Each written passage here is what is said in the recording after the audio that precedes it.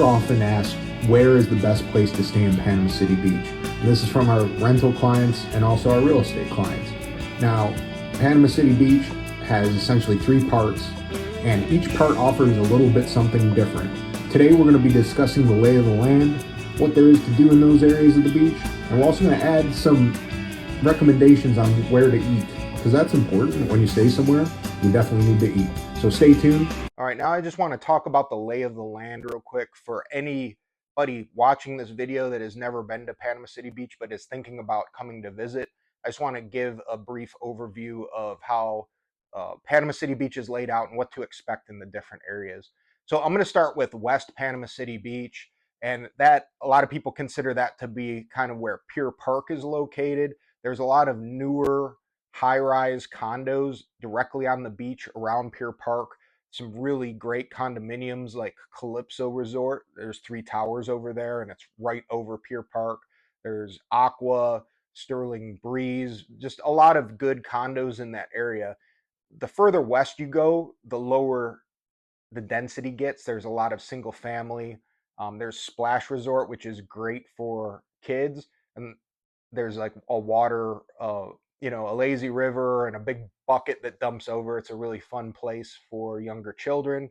And then the further west you go from there, it really is more single family homes and just really chill and relax. So if you're looking for lower density, further west PCB might be your cup of tea. If you're looking to enjoy Pier Park and maybe stay in a bit of a newer condo, more towards Pier Park on that west end of PCB might be what you're looking for. All right, moving on to central Panama City Beach. And in this area, we have condominiums like Edgewater Resort. They have golf. They have a lot going on at Edgewater. It's a bit of an older resort, but well loved in the area. And then you have South Thomas Drive, which is very high density. And you have some very interesting resorts out there like Lake Town Wharf, Shores of Panama, Boardwalk, and Sunbird. So those are just some condos to be thinking of. The advantage of central Panama City Beach is that you have like a resort like Lake Town where the rates may be a little lower because it's one row north of the beach, but there's tremendous amount of things to do there. 5 pools, something I'm going to get to a little later in this video. Just a lot to do. And I guess the benefit of being in central Panama City Beach is that you are in close proximity to basically everything. You could get to Pier Park easily, and then you could get to the other end of the east part of the beach pretty easily where St. Andrews Park is. There's also a lot nearby. Front Beach Road, there's a lot of attractions, micro attractions on there. You have a lot of goofy golf. You have Wonderworks, Ripley's Believe It or Not, very close by. You're in close proximity to the water park, Shipwrecked Water Park, a great place. It's probably number 6 on my list from last year and probably contends with the Sea Screamer a little bit. I was a little biased because we had such a great time on the Sea Screamer. So there's really a lot to do in central Panama City Beach. And there are some really mega resorts that are interesting that guests seem to really love. Lake Town Wharf and Shores of Panama stick out to me just because of the level of pools and the level of amenities that are over there. But the caveat to those is with the higher density, the more crowded the beaches tend to get. Pineapple Willie's is over there. There's just a lot going on. So if you're somebody that really likes to be in the heart of the action, Central PCB might be for you. Okay, last but not least, the east end of Panama City Beach. It's a little bit lower density. There's a lot of single family homes, and there are some older condos in the mix. So this is where La Villa used to be. La Villa is kind of not operating right now. And one of the newer attractions, but there used to be a place called Spinnaker, and they're very large nightclubs. East Panama City Beach is kind of the Panama City Beach where it all started in terms of the tourism and everything. So there are some older buildings, which are gems. Some are kept up with very well. There are some that need a little bit of help or, are a little bit dated, but there are some awesome newer condos out there as well. There isn't as high of an amenity profile as in terms of attractions being nearby. There are smaller eateries and some really fun places on the east end of PCB. So if you're looking to kind of relax and chill out, kind of the same methodology, like the further out you go east, the kind of more relaxed and less dense it gets. There's more mid rises, and there are a few high rises here and there, but it's typically lower density. On the north side of Thomas Drive, there's a lot of single family, so it's kind of a mixture of second homes, vacation rentals. So there's just kind of a lower profile of people.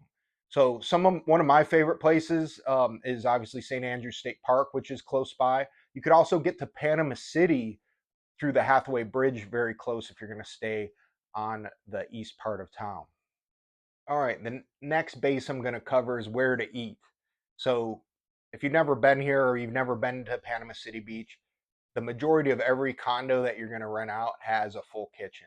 So you can totally plan the majority of your meals and save some coin by eating in.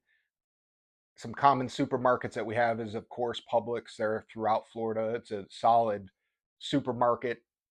Um, on the very west part of PCB, there's a really cool boutique grocer called Carousel. They have a tremendous selection of wine and a pretty cool gift shop in there. So if you're on the west end of PCB, recommend checking that out. Also on the west end of PCB, we just recently got an Aldi's that replaced a legacy Winn-Dixie on the very west part of Panama City Beach, right across from the Carillon Beach Resort. We manage a few units over there. I haven't been into the new Aldi's yet, but I'm excited to check it out. My favorite quick stop for lunch, and I'm a creature of habit, so I frequent this place a lot, so I'm going to mention it, over at Laketown Wharf. So you do have a gate at Laketown, but the commercial section of Laketown is open to the public. I don't know if everybody knows that, but there's a bunch of restaurants at Laketown. One of my favorite spots for lunch is Juan Taco. They say they're not serving cat on the menu, but uh, the owner likes to goof around about that. But they have fantastic tacos, and I cannot stop going there. So if you're near Laketown, which is in central PCB, I would definitely highly recommend checking out Juan Taco. So Panama City Beach is definitely known for its seafood fare. So some options for like a little bit of an elevated dining experience if you wanted to do one good dinner while you're out in Panama City Beach. There's three I'm going to give to you that are highly rated. So Saltwater Grill is good. It's kind of central PCB. Captain Anderson's on the very east end of town is well known. Very high end seafood. Definitely check that out if you're into want to taste the local fare of seafood. And then one of our favorites is Firefly, which is in the plaza. It's called Edgewater Plaza, I believe, which is north of Edgewater Resort, kind of central PCB.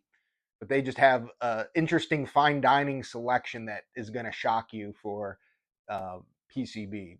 Panama City Beach is kind of known for being quaint and low key, which is cool. That's what everybody loves about it. But this place is kind of like low key. You might want to dress up. You could definitely dress up a little bit if you want to go to Firefly, but it's a great experience. Highly rated. I would highly recommend it. Good steaks, everything, seafood. I Last time I was there, I had grilled elk, and it was amazing. This is Eric Leitten, your favorite real estate agent on the Emerald Coast. Emerald Coast Abode is the brand.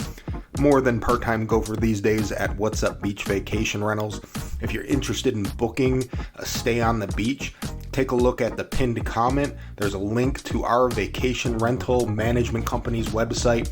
We have 32 listings from Panama City Beach all the way to Okaloosa Island and Fort Walton Beach and Destin and Miramar Beach, everything in between. If you're interested in the Panama City Beach to Destin real estate market, give me a shout. There's a link in the description with a link to book some time with me on my calendar. Let's chat. This is Eric Leitten. Have a blessed day. I hope to hear from you soon.